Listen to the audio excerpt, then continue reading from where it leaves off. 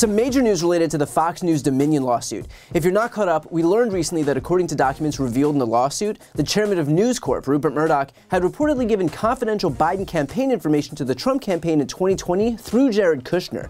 This confidential information included debate prep and campaign advertisements before they were aired. What we've now learned is that an official complaint has been filed with the FEC, the Federal Election Commission, that alleges that these actions by Rupert Murdoch and Fox News violate campaign finance law. This complaint was filed by Angelo Carusone at Media Matters, a progressive watchdog group that does incredible work exposing Fox and other right-wing disinformation outlets, and they are seeking the maximum fine allowable for these alleged campaign finance violations, as well as appropriate remedial action against Fox, Murdoch, and the Trump campaign PAC for a nefarious attempt by people in power to operate a press entity as a political organization. Campaign finance law specifically regulates how different types of campaign entities, PACs, super PACs, and other organizations can spend and otherwise contribute for their political goals. And as much as Fox acts like it, it is not an official registered super PAC for the Republican Party. But the ways that organizations and individuals can contribute to campaigns is regulated by the FEC, and giving information like messaging strategy and advertising can amount to what's called an in-kind contribution.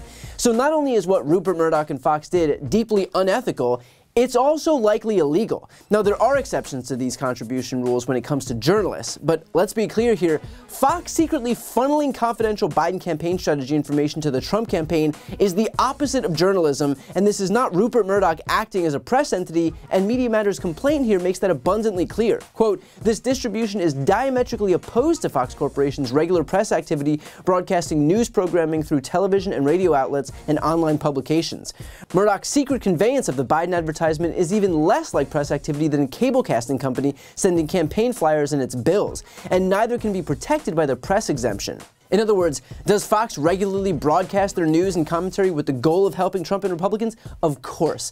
But those are public broadcasts, and while they clearly are not news, they unfortunately do still fall under the press exemption under campaign finance law. However, these secret actions by Murdoch are not news broadcasts, it's not public, and it's not even pretending to be journalism. It's just straight up collusion between Fox and the Trump campaign. And because it doesn't fall under the press exemption in federal law, Fox and Rupert Murdoch clearly broke the law here. And look, there's something to say here about how absurd the both sides argument is here. Could you imagine the outcry on the right if MSNBC was funneling confidential Trump campaign information directly to the Biden campaign manager? Could you imagine if CNN did it? I mean, my God, it would be all we heard from Hannity and Tucker and Laura Ingraham for months, literal months.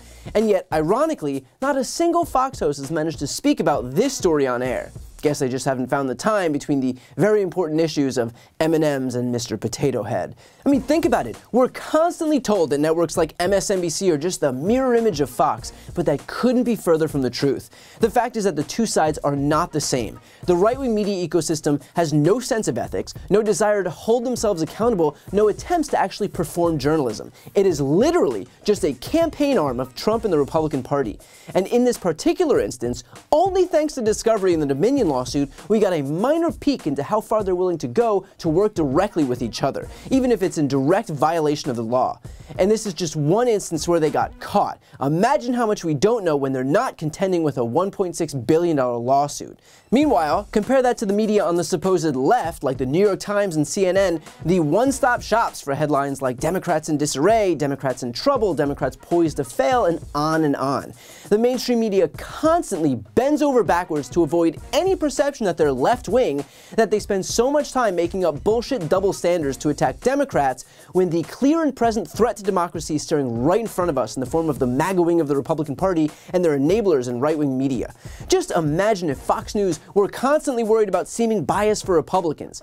As these lawsuits prove, they simply do not care if that's how they're seen, because their entire business model depends on giving their viewers exactly what they want, even when what their viewers want is just defamatory bullshit that led to a deadly insurrection against the US government. Now, to be clear, we're in the early stages of this, and we don't yet know what this complaint by Media Matters will actually lead to, and the FEC is notoriously slow and stacked with Republican commissioners whose sole goal is to paralyze any effort to actually achieve accountability for their own party.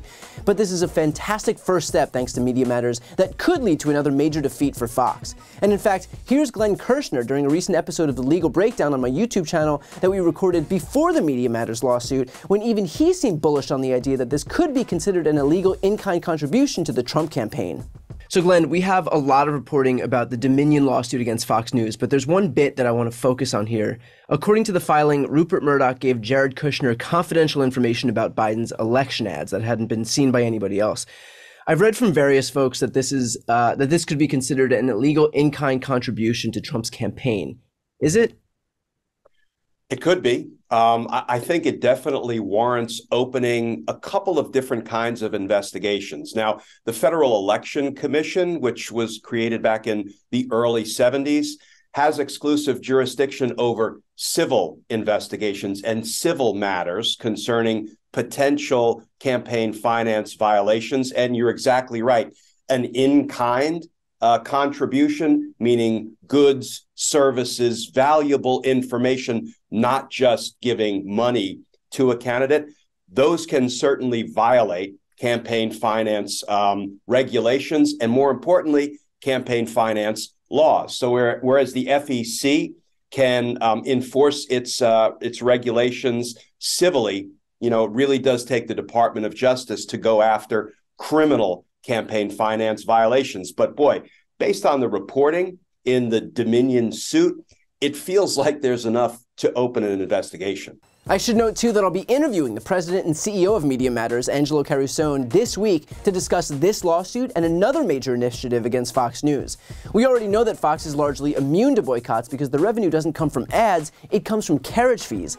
And yet, Fox's carriage fees, for the first time ever, may finally not be as safe as they've been in the past. We'll talk about all that and more, so to make sure to see that interview as soon as it drops, subscribe to this channel and hit the notification bell. In the meantime, good on Media Matters for taking decisive action that will at least give Fox and Rupert Murdoch some more legal headaches to contend with as their litigation with Dominion lawsuit continues. And maybe, just maybe, Fox will finally soon face the accountability that they so obviously deserve.